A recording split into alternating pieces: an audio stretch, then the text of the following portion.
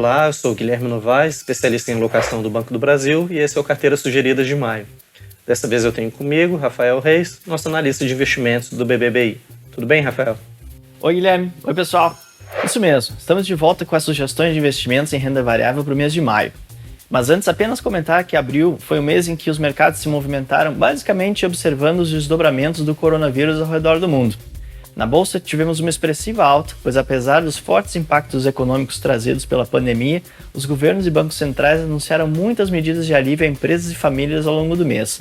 E o sentimento de contínuo apoio dos governos às economias tem sido um dos principais pilares da recuperação dos mercados.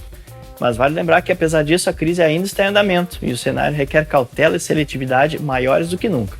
Isso mesmo, Rafael, e nesse contexto aí de recuperação, o desempenho das nossas carteiras sugeridas foi bastante positivo ao longo do mês. O investidor pode acompanhar aí a performance na nossa tela. E eu só gostaria de complementar um pouco sua fala, dizendo que a pandemia do Covid-19 segue aí como principal fator macro de impacto aos mercados, mas nós observamos também que a recuperação no mercado local ela foi menos intensa do que observamos lá fora, e a gente acredita isso principalmente ao acirramento das tensões políticas locais, um fator aí que nós seguimos acompanhando para os próximos meses. Bom, Rafael, agora fala pra gente aí um pouco como ficaram as carteiras de renda variável do BB. Tá contigo. Bom, como já foi dito, o mês de abril foi bastante agitado e a volatilidade esteve sempre presente. Mas apesar de tudo, o Ibovespa encerrou em alta, o que refletiu positivamente nas carteiras de ações. No mês, a carteira fundamentalista apresentou alta de 8,12%, enquanto a 5+, de 12,27%. Já na visão acumulada dos últimos 12 meses, a carteira fundamentalista segue em território positivo, com ganho de 1,3%, enquanto a 5+, apesar de queda de 12,3%, supera o Ibovespa, que acumula queda de 16,4% no período.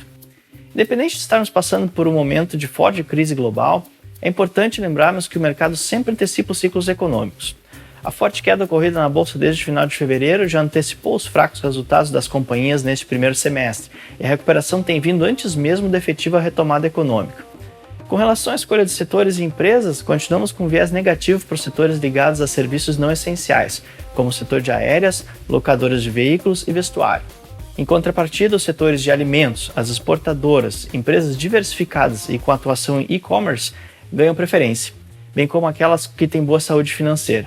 Para maio, na carteira fundamentalista, são mantidos os papéis do Itaú Unibanco, Klabin, Marfrig, Pão de Açúcar, Taesa e Vale. Saem Ipera, Isacetep, Raia Drogasil e Sanepar e entram Magazine Luiza, MRV, Neo Energia e Tupi. Na carteira 5+, são mantidas Copel, Marfrig e Suzano. Saem Rumo e Vale para a entrada de Magazine Luiza e Via Varejo. Agora eu retorno para você, Guilherme. Conta pra gente o que o time de alocação preparou para o mês de maio. Bom, Rafael, em relação às carteiras sugeridas de alocação, eu acredito que todo esse cenário que a gente discutiu, os pontos que você muito bem abordou, eles têm se refletido na forma como a gente diversificou entre as classes, tá? De uma maneira geral, nós estamos com posicionamentos mais defensivos nesse período de crise.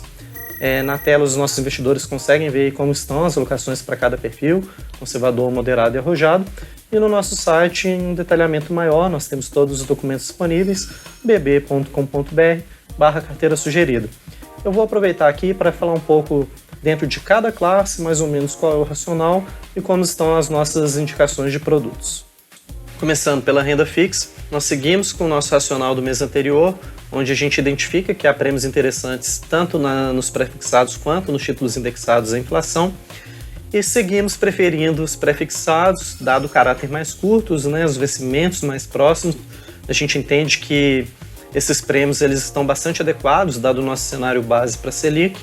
E inflação, apesar de acreditarmos que as taxas estão sim interessantes, mas como eles são títulos mais longos, o risco acaba sendo um pouco maior e por isso a gente optou por reduzir um pouco a alocação nesses papéis, tá? Já na renda fixa pós-fixadas, nós indicamos aí como produtos o CDB, o LCA, tem o nosso fundo Selic. Eu gostaria também de falar aqui sobre um produto bastante interessante que busca aí superar o CDI, é o fundo BB Estratégia Ativa, que através aí de uma gestão tática, olhando no dia a dia como está a curva de juros, os diferentes mercados da renda fixa, ele tenta trazer um adicional aí de ganho para os nossos investidores, tá? Uma sugestão bastante interessante. Já em multimercados, nós trazemos aí a mesma lógica que a gente vem construindo há alguns meses, de trazer uma diferenciação entre os perfis, tá? Indicamos aí para o perfil conservador o fundo dinâmico, para o perfil moderado os fundos juros e moeda e macro, e para o perfil arrojado os fundos juros e moeda e o multiestratégia. A lógica por trás dessa diferenciação é que cada um desses produtos ele tem uma assunção de riscos compatível com cada perfil de investidor.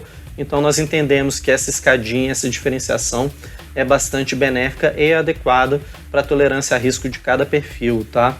Quanto a 2 produtos no perfil moderado e arrojado, a ideia é que quanto maior a alocação nessa classe, mais interessante se torna a diversificação dentro da própria classe, tá? Isso aí traz um benefício aí adicional de redução de risco para essas carteiras.